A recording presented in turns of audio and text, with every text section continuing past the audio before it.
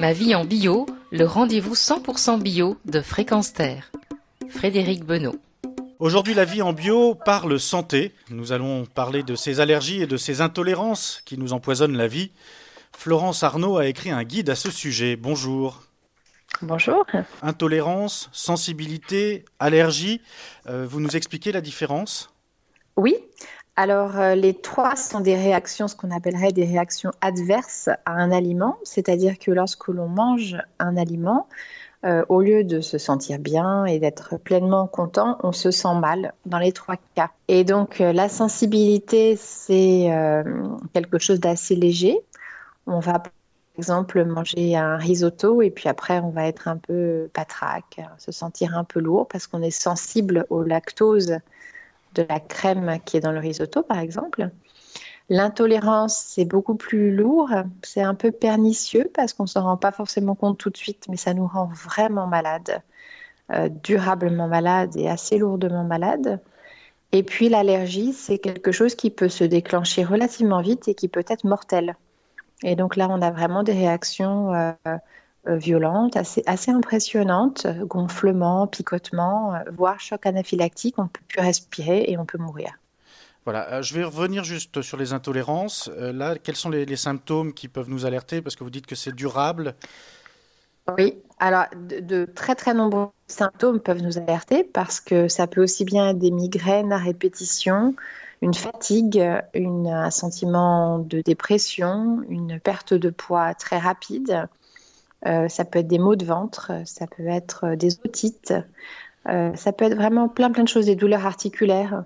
Donc en réalité, et c'est un petit peu le problème d'ailleurs aujourd'hui, c'est que comme on a tous, plus ou moins parce qu'on est vivant, des douleurs ici ou là de temps en temps, on pense qu'on est tous intolérants, ce qui n'est pas forcément vrai. Alors sauf certaines intolérances, comme en particulier l'intolérance au gluten, qui elle peut être diagnostiquée de façon assez simple et assez certaine aujourd'hui, à la fois par un prélèvement sanguin et par une biopsie. Donc, mis à part cette intolérance-là et quelques autres, c'est assez difficile de diagnostiquer les intolérances. Alors justement, je voulais vous parler du gluten parce que on voit, alors peut-être que ça rejoint ce que vous disiez juste avant, que les gens s'imaginent intolérants. Bon, après peut-être qu'il y a un confort effectivement qui s'installe et qu'on peut le voir, mais il y a une espèce de mode, alors moi j'appelle ça la mode, Oui. du sans gluten. Est-ce que c'est justifié de voir tous ces produits arriver ? Est-ce qu'il y a autant de monde qui est allergique Non. ou sensible ou intolérant au gluten ? Alors, il n'y a pas grand monde qui est allergique au blé. C'est relativement rare, même si ça existe. Il n'y a pas énormément de monde qui est intolérant au gluten, qui est en particulier contenu dans le blé, mais pas seulement, également dans le seigle et dans l'orge, qui est un assez faible pourcentage de la population française qui est concernée. Alors c'est quoi ? C'est un phénomène marketing auquel on assiste ? Alors, je pense qu'il y a deux choses. Il y a à la fois un phénomène marketing et avec tout ce que ça induit comme phénomène de mode, etc. Et puis, il y a aussi le fait que nous mangeons énormément de produits industrialisés de façon générale. Et dans ces produits industrialisés, il y a du blé partout, du gluten également, un peu partout. Et ce sont des blés, des gluten de très mauvaise qualité dans une alimentation industrielle qui elle-même est de très mauvaise qualité. Et donc, notre corps en a absolument ras-le-bol. Et donc, je pense que même si nous ne sommes pas tous intolérants au gluten, nous sommes très nombreux à avoir besoin de changer d'alimentation. Et vous proposez quand même des recettes.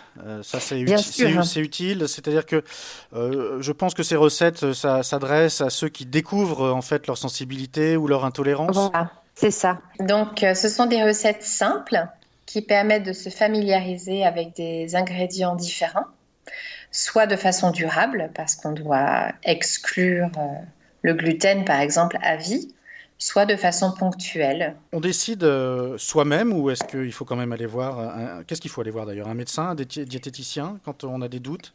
Alors, quand on a des doutes, il faut aller voir un médecin.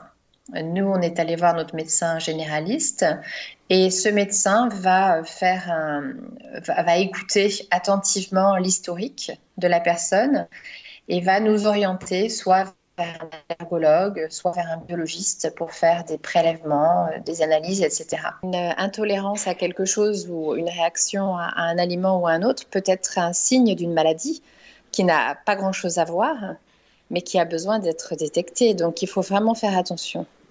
Voilà, eh bien écoutez, on va s'arrêter là. Merci Florence Arnaud. Ben, je vous en prie. Je rappelle le titre du guide que vous avez coécrit avec Véronique Chazot.